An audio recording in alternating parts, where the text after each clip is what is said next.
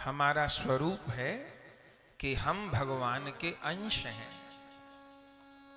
हम श्री कृष्ण के हैं और श्री कृष्ण ही हमारे हैं, ये हमारा स्वरूप है। लेकिन मोह के अंधकार के कारण अपने स्वरूप को विस्मृत कर गए। कमरे की लाइट ऑफ थी, व्यक्ति उठा, कमरे में रस्सी पड़ी हुई थी, उठ करके पैर से रस्सी छू गई, उसको सांप का भ्रम हो गया कि सांप है, और सांप सांप सांप कह करके चीखने चिल्लाने लगा, भयभीत हो गया, कांपने लग गया, डरने लग गया। इतनी देर में दूसरे कमरे से एक व्यक्ति भागते हुए आया। क्या हुआ? वो चीख रहा है, सांप सांप सांप सांप सांप सांप। इतनी देर में दूसरे कमरे से एक व्यक्ति आया, उसने तुरंत लाइट खोली और जैसे स्विच ऑन किया, देखा कि जिससे वो कांप रहा था, डर रहा था, वो सांप नहीं है, वो रस्सी है। और जैसे ही भ्रम दूर हुआ कि मैं रस्सी को सांप समझ रहा था और डर रहा था, भ्रम दूर हुआ। जैसे भ्रम दूर हुआ ऐसे ही भय भी दूर हो गया। जैसे भ्रम दूर हुआ ऐसे ही शोक दूर हो गया। जैसे भ्रम दूर हुआ ऐसे ही पीड़ा दूर हो गई। लेकिन ये भ्रम दूर कब हुआ? जब प्रकाश हुआ। ऐसे ही जब तक जीवन में मोह का अंधकार रहता है, तब तक रस्सी को सर्प और सर्प को रस्सी, अंधेरे में दोनों ही काम हो सकते हैं। सांप को रस्सी मान लिया या रस्सी को सांप मान लिया या सांप को रस्सी मान लिया, कोई भी भ्रम हो सकता है। भ्रम का निवारण तो प्रकाश में ही होगा, और वह प्रकाश शिव महापुराण कहती हैं मार्यम तमीशम। वह प्रकाश करने वाले तो भोलानाथ हैं। उनका काम है आत्मा को प्रकाश देना, आत्मा को अपने स्वरूप का अनुभव करा देना। नरसिंह जी के चरित्र में हम लोग सुनते हैं, नरसिंह जी अपने स्वरूप को नहीं जान पा रहे थे। उनके भाई भाभी ने उनको घर से निकाल दिया था और पड़े थे शिव मंदिर के दरवाजे पर। 7 दिन भूखे प्यासे पड़े पड़े नरसिंह जी को हो गए थे, और तब शिव शंकर इंद्रेश्वर महादेव के रूप में प्रकट हुए। गौरी शंकर नरसिंह जी पर दयालु हो गए, नरसिंह जी से वर मांगने को कहा। तब नरसिंह जी ने यही वर मांगा कि दीजे वही वर मोहि कृपालु, जो लागत है प्रभु आपको प्यारो। जो आपको प्रिय लगता है वह वर आप मुझे प्रदान कीजिए। तब भोलानाथ ने क्या दिया उनको? कहा मुझे तो सबसे प्रिय श्यामा श्याम है और उनका वृंदावन धाम है। तो नरसिंह जी ने कहा तो मुझे वही दे दीजिए। तब भोले बाबा ने कहा कि श्यामा श्याम को पाने के लिए, वृंदावन धाम को पाने के लिए तो गोपी बनना पड़ेगा। तो भोले बाबा ने नरसिंह जी को गोपी देह प्रदान की और गोपी रूप से फिर उनको हाथ पकड़ करके वृंदावन ले गए, रास लीला में उनका प्रवेश करा दिया। तो मार्यम तमीशम, जो आत्मा को प्रकाशित करने वाले हैं, जो आत्मा के स्वरूप का अनुभव कराने वाले हैं, ऐसे गौरी शंकर भगवान को मेरा प्रणाम है। मार्यम तमीशम और जरा मर मात्म देव, जो अजर हैं, अमर हैं, सदाशिव हैं, ईश्वर हैं, उनको मेरा प्रणाम है। जरा मर मात्म देव पंचाननम, जिनके 5 मुख हैं। शंकर भगवान का जो सदाशिव रूप है, उनके 5 मुख हैं, 10 भुजाएं हैं और 15 नेत्र हैं। पांचों मुखों के अलग अलग नाम शिव महापुराण में दिए गए हैं। सद्योजात, ईशान, उधर्व मुख, पांचों मुखों के अलग अलग नाम हैं। चार मुख तो चार दिशा में हैं और एक मुख उधर्व मुख है। और इन पांचों मुखों से शिव क्या करते रहते हैं? निरंतर राम राम राम राम राम राम राम राम। एक क्षण को शिव की जीवा शांत नहीं रहती। निरंतर राम नाम का उच्चारण शिव के मुखार बिंद से होता रहता है। पंचाननम, जिनके पांच मुख हैं, जिन पांचों मुखों से निरंतर राम कृष्ण नाम का उच्चारण होता है। और प्रबल पंच विनोदशीलम, जो खेल खेल में पांच प्रबल कर्म करते रहते हैं। बोले कौन से पांच प्रबल कर्म शिव निरंतर करते रहते हैं? बोले सृजन, पालन, संहार, अनुग्रह और तिरोभाव। शिव महापुराण में उल्लेख है।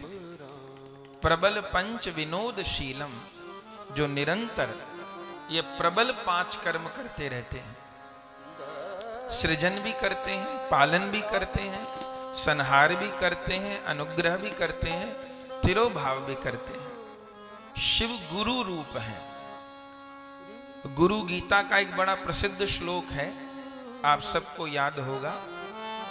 गुरुर्ब्रह्मा गुरुर्विष्णु गुरुर्देवो महेश्वरा गुरु साक्षात् परब्रह्म तस्मै श्री गुरवे नमः। गुरु ब्रह्मा है, गुरु विष्णु है, गुरु महेश हैं और गुरु परब्रह्म है। उन गुरुदेव को मेरा प्रणाम। तो ऐसा गुरु गीता में कैसे लिखा गया? इस श्लोक का क्या अर्थ है? गुरु ही ब्रह्मा है, गुरु ही विष्णु है, गुरु ही महेश है, गुरु ही परब्रह्म है। तात्पर्य क्या है? बोले हाँ, गुरुदेव ब्रह्मा है। ब्रह्मा किनको कहते हैं? जो सृजन का काम करते हैं। जैसे ब्रह्मा जी सृष्टि बनाते हैं, ऐसे गुरुदेव भी सृष्टि तैयार करते हैं। लेकिन ब्रह्मा जी जो सृष्टि बनाते हैं, ब्रह्मा जी का कच्चा काम है। कच्चा काम कैसे? कि ब्रह्मा जी मनुष्यों को बनाते हैं, फिर शरीर तो नष्ट होता है, रहता तो नहीं। तो ब्रह्मा जी जिसको बनाते हैं वो बिगड़ते भी हैं, लेकिन गुरु रूप ब्रह्मा जिसको बनाते हैं वो नहीं बिगड़ता। जय हो। उसको तो भगवान के नित्य धाम में पहुंचा देते हैं। गुरुदेव जिसको वैष्णव बनाते हैं, गुरुदेव जिसको हरि का दास बनाते हैं, गुरुदेव जिसको राधा दासी बनाते हैं, जिसको स्वरूप दान कर देते हैं, वो नहीं बिगड़ता साहब। ब्रह्मा जी का बनाया जीव बिगड़ता है, नष्ट होता है। पर गुरु रूप ब्रह्मा जिस जीव को स्वीकार कर लेते हैं, माने हमारा आपका शरीर तो माँ बाप से जन्म लिया, सबका ही माँ बाप से जन्म हुआ, लेकिन गुरुदेव क्या किए? गुरुदेव हमको वैष्णव बना दिए। तो माँ बाप से जन्म तो हमारा जाने कितने जन्मों में कितनी बार हुआ, लेकिन हर बार हम वैष्णव नहीं बने, हर बार हम हरि के दास नहीं बने।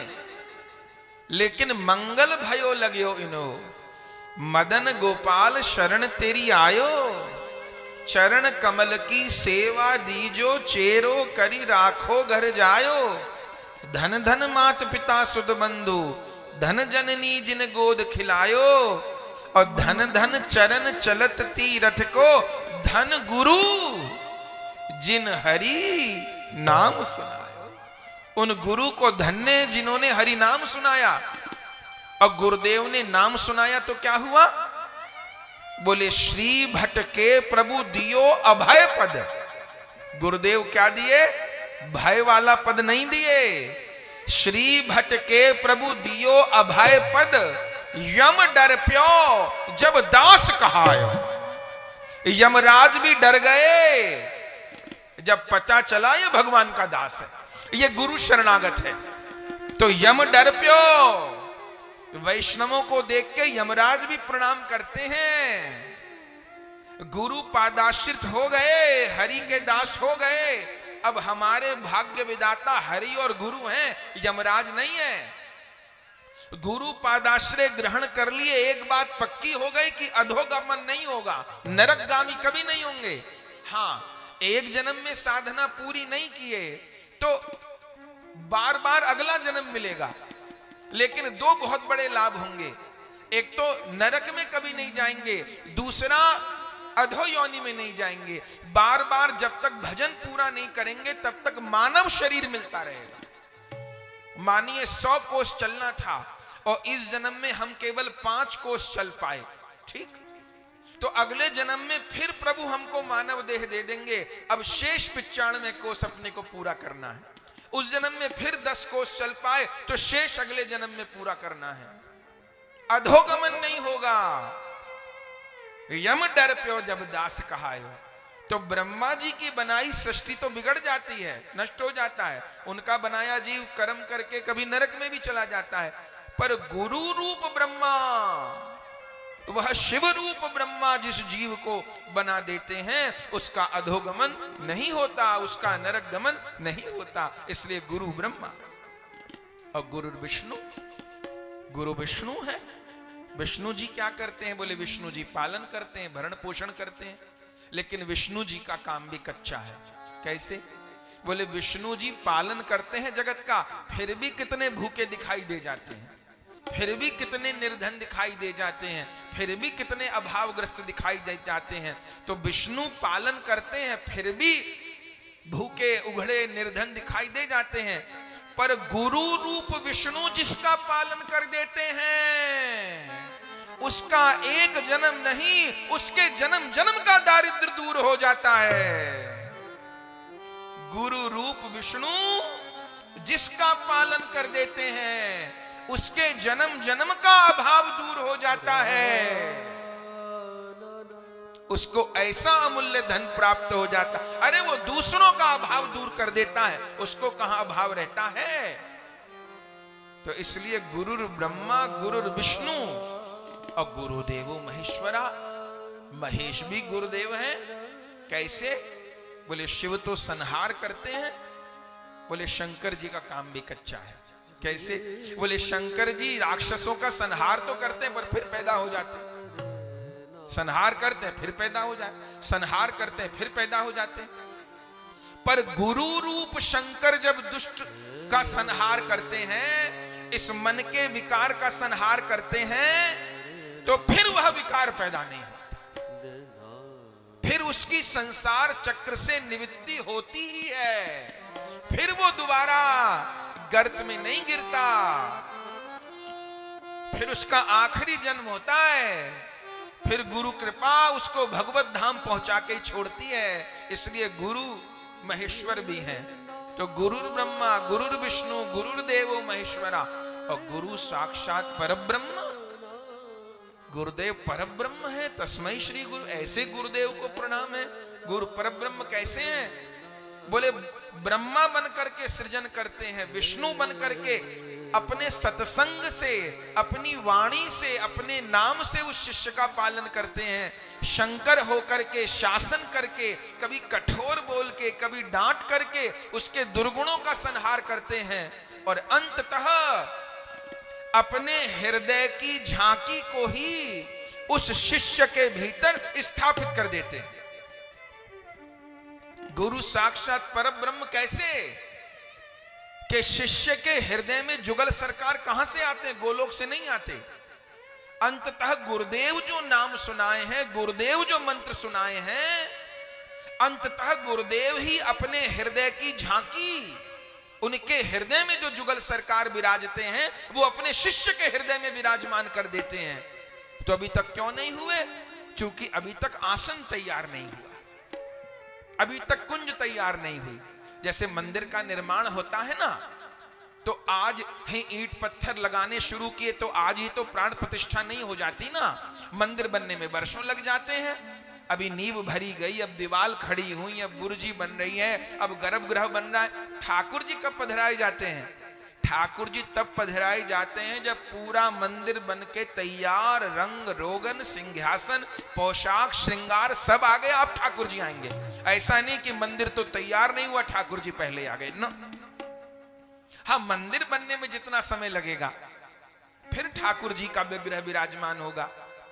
तो गुरु कृपा से साधक के हृदय में पहले श्यामा श्याम की कुंज तैयार होती है, मंदिर तैयार होता है, और फिर गुरु साक्षात परब्रह्म तस्मै श्री गुरुवे नमः। फिर गुरुदेव भगवान ही अपने हृदय के श्यामा श्याम को, अपने हृदय के सीताराम को उस शिष्य के हृदय में विराजमान कर देते हैं, स्थापित कर देते हैं। गुरु साक्षात परब्रह्म तस्मै श्री गुरुवे नमः। ऐसे श्री सदगुरुदेव को, ऐसे भोलानाथ को हमारा प्रणाम है। पंचाननम और प्रबल पंच विनोदशीलम, जो पंचानन है, जिनके 5 मुख हैं और जिनके 5 स्वरूप हैं। सनातन धर्म में पंचदेव उपासना है, आप सब जानते हैं, पंचदेव उपासना है। पंचदेव में कौन कौन है? शिव, गणेश, शक्ति, सूर्य और नारायण। ये पंचदेव उपासना कहलाती है। गणेश जी, जगदम्बा, शक्ति, शंकर भगवान, सूर्य भगवान और नारायण, इसको पंचदेव उपासना कहते हैं। लेकिन ये 5 स्वरूप शिव में विराजते हैं। कैसे विराजते हैं? शंकर जी तो स्वयं हो ही गई पंचदेव में। अच्छा, जो जगदम्बा है, शक्ति है, वो कौन है? बोले वो शिव की अर्धांगिनी है, उनकी धर्म पत्नी है, तो अकेले तो बैठेंगे नहीं, तो 2 हो गए। अच्छा, तीसरे कौन है? गणेश जी। बोले गणेश जी बेटे हैं उनके, तो 5 में से 3 तो ये हो गए, स्वयं शिव हो गए, उनकी अर्धांगिनी शक्ति हो गई, उनके पुत्र गणेश हो गए। अब चौथे हैं सूर्य। सूर्य कौन है? बोले सूर्य शंकर जी के नेत्र हैं। शंकर जी का जो नेत्र है वह सूर्य है, जिससे वो प्रकाश का संचार करते हैं, साधक में ज्ञान का संचार करते हैं, वो सूर्य है। तो 4 हो गए। अब बचे नारायण। तो नारायण कौन है? बोले शिव की आत्मा ही नारायण है। तो पंचदेव शिव में घटित हो जाते हैं। शिव, अर्धांगिनी शक्ति, पुत्र गणेश, सूर्य नेत्र और आत्मा नारायण। तो पंचाननम प्रबल पंच विनोदशीलम, जो खेल खेल में ये 5 प्रबल कर्म करते रहते हैं।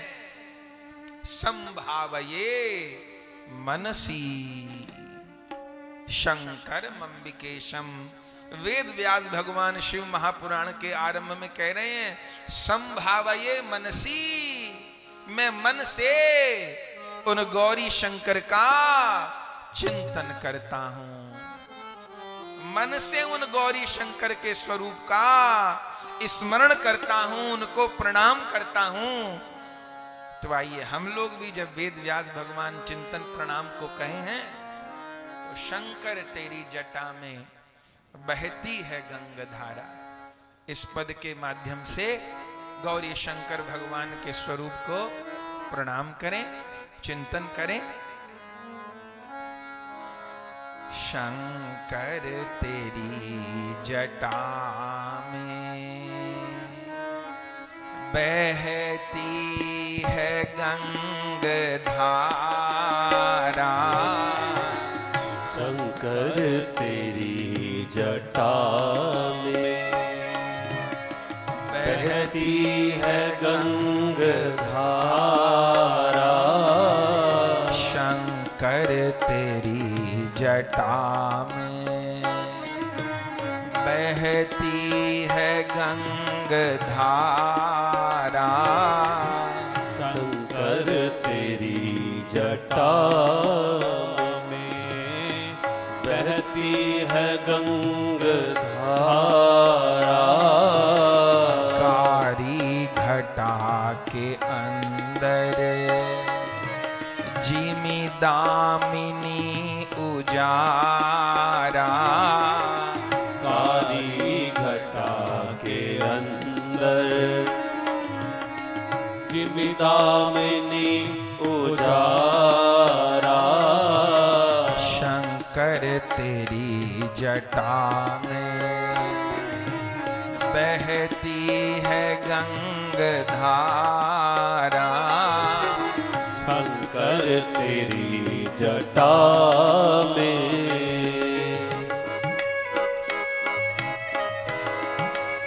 संभावये मनसी शंकरमंबिकेशम। उन गौरी शंकर के स्वरूप का स्मरण करता हूं मैं।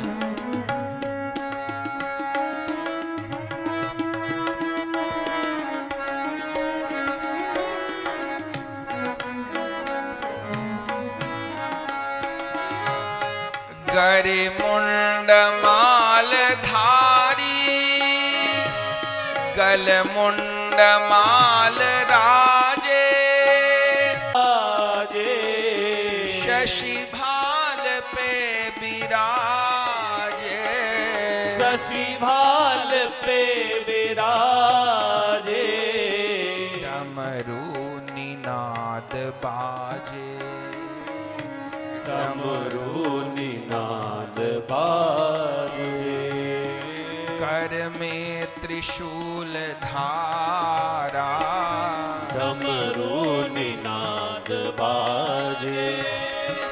कर में त्रिशूल धारा।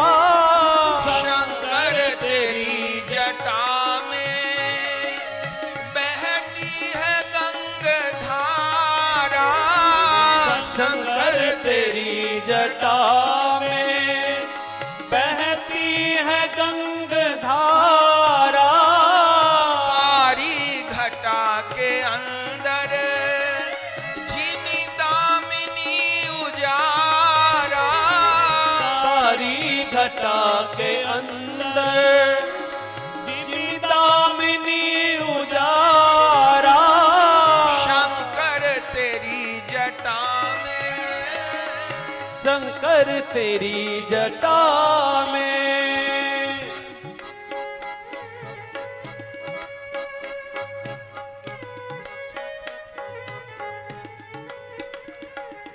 मृग चरम वसन धारी।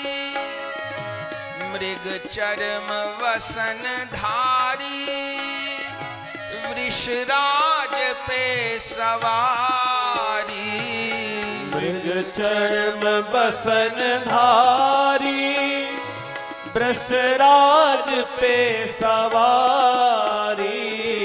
मृग चरम वसन धारी। वृषराज पे सवारी। मृग चर्म बसन धारी। वृषराज पे सवारी। वृषराज पे सवारी। वृषराज पे सवारी। निज भक्त दुख हारी। निज भक्त दुख हारी। शंकर निज भक्त दुख हारी। निज भक्त दुख हारी। सब विश्व के आधारा। निज भक्त दुख हारी। सब विश्व के आधारा। शंकर तेरी जटा में बहती है गंगधारा। शंकर तेरी जटा में बहती है गंगधारा। काली घटा के अंदर जिमी दामिनी उजारा। कारी घटा के अंदर जिमी दामिनी उजारा। शंकर तेरी जटा में। शंकर तेरी जटा में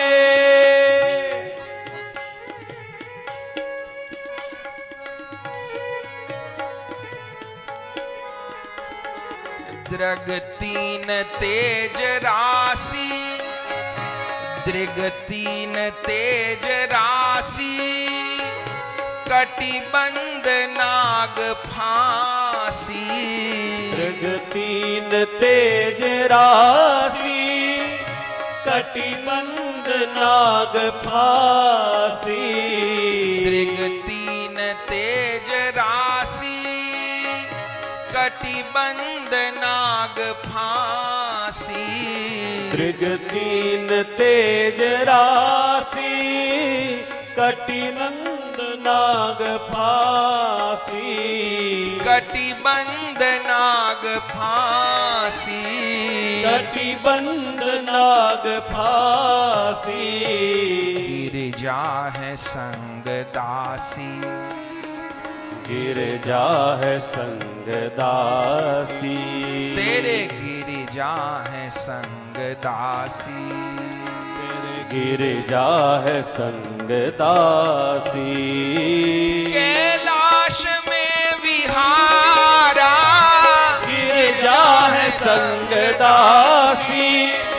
कैलाश में विहारा गिरजा है संग दासी। हर हर कैलाश में विहारा गिरजा है संग दासी। कैलाश में विहारा शंकर तेरी जटा में बहती है गंगाधारा। शंकर तेरी जटा में बहती है गंगाधारा। कारी घटा के अंदर जिमिदामिनी उजारा। काली घटा के अंदर जिमिदामिनी उजारा। शंकर तेरी जटा में शंकर तेरी जटा में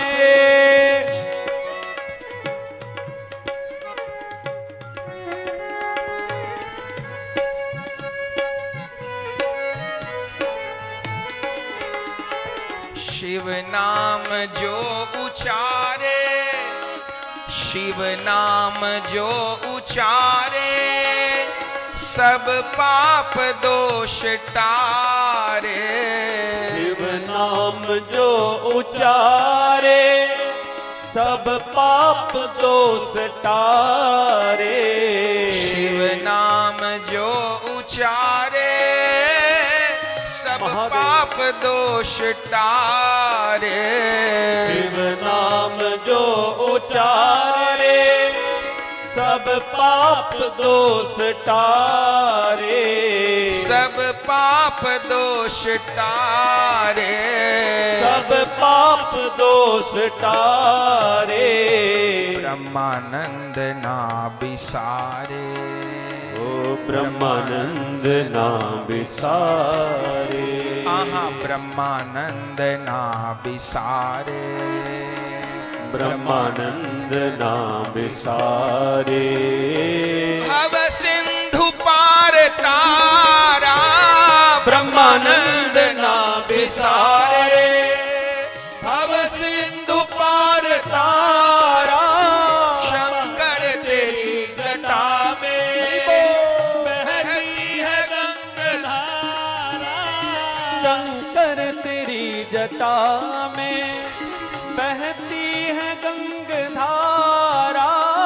कारी घटा के अंदर जिमिदामिनी उजारा। कारी घटा के अंदर जिमिदामिनी उजारा। गिरजा है संग दासी कैलाश पे विहारा।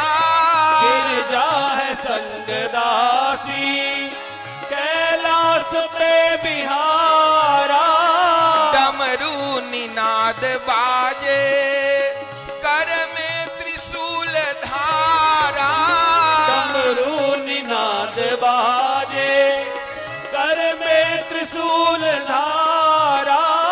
ब्रह्मानंद ना बिसारे भव सिंधु पार तारा। ब्रह्मानंद ना